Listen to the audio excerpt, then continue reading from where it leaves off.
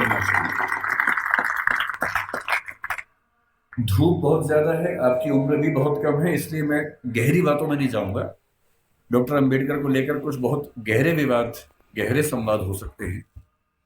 उनका गांधी जी से क्या रिश्ता था, आजादी के आंदोलन से उनका क्या रिश्ता था, मार्क्सवाद से क्या रिश्ता था, बौद्ध धर्म से उनका क्या रिश्ता था, ये सब ऐसे प्रश्न हैं जिन पर हम कई घंटे गहरी बात कर सकते हैं। लेकिन क्योंकि आप अभी स्कूल वाले बच्चे हैं ज्यादातर, आपके लिए इन विवादों में अभी उलझना ठीक नहीं है। आपके लिए जो ज्यादा महत्वपूर्ण है, मैं उस बात पे आता हूं। मैंने पिछले एक साल में जो यात्राएं की, उसमें एक यात्रा कोलंबिया विश्वविद्यालय न्यूयॉर्क की। और वहां जाते ही मैंने अपने दोस्तों से पूछा कि भाई यहाँ डॉक्टर अंबेडकर पढ़ते थे, कोई ऐसा मेमोरियल उनका है क्या? तो वो मुझे एक लाइब्रेरी में, जो बेसमेंट में अच्छी लाइब्रेरी, उनकी काफ़ी अच्छी लाइब्रेरी है, वहाँ लेके गए। और लाइब्रेरी में एक दरवाज़ा जहाँ अंदर रीडिंग रूम है, उसके बाहर एक बहुत सुंदर प्रतिमा उनकी लगी हुई है और साथ में काफ़ी उनके बारे में लिखा हुआ है। और मुझे बहुत अच्छा लगा कि कोलंबिया विश्वविद्यालय आज भी ये मानता है कि डॉक्टर अंबेडकर उनके आज तक के सबसे शानदार विद्यार्थियों में से एक थे। फिर उसी के कुछ दिन बाद मैं लंदन में था, तो लंदन स्कूल ऑफ इकोनॉमिक्स वहाँ से पास ही था, करीब 2-3 किलोमीटर दूर था। संडे का दिन था तो मैं घूमते घूमते वहाँ चला गया, बंद था वो। तो मैंने वहाँ उनके जो स्टाफ के मेंबर थे उनसे रिक्वेस्ट की कि क्या मैं अंदर केवल घूम सकता हूँ थोड़ा सा? तो बोले हाँ घूम लीजिए।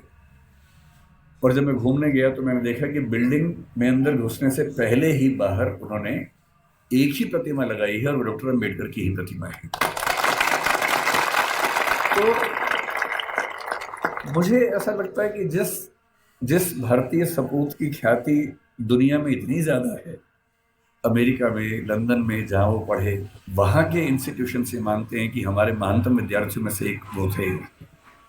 तो ऐसा क्यों है कि हमारे समाज में उनको लेकर ऐसी गलतफहमियां बहुत ज्यादा है? आज मुझे बुलाया गया है ये कह के कि बच्चों को प्रेरणा देनी है, पर दरअसल मेरे लिए तो खुद ये प्रेरणा का समय है कि मैं एक ऐसी जगह हूँ जहाँ डॉक्टर साहब पैदा हुए, उनकी मृत्यु हुई।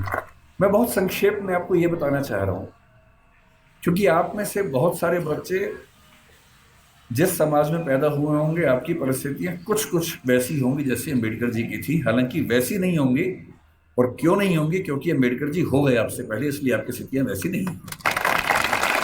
अगर अगर वो ना होते तो स्थितियां वैसी होती। तो मैं आपको थोड़ा सा बताना चाह रहा हूं कि आप किस भारत की ऐतिहासिक सामाजिक परंपरा में स्थित हैं और आपकी जिम्मेदारी क्या बनती है। मैं ये भी समझाना चाह रहा हूं कि जो जो सदस्य आप में से या समाज के जो सुनेंगे इस वक्तव्य को, जो समाज के उस तबके से नहीं भी हैं, जो समाज के संपन्न वर्ग से हैं, उनको भी समझने की जरूरत है। जो हम थोड़ा सा समझेंगे क्या है वो। हमें किसी व्यक्ति की महानता समझने के लिए पहले ये देखना चाहिए कि उसकी प्रेरणा बिंदु क्या थी।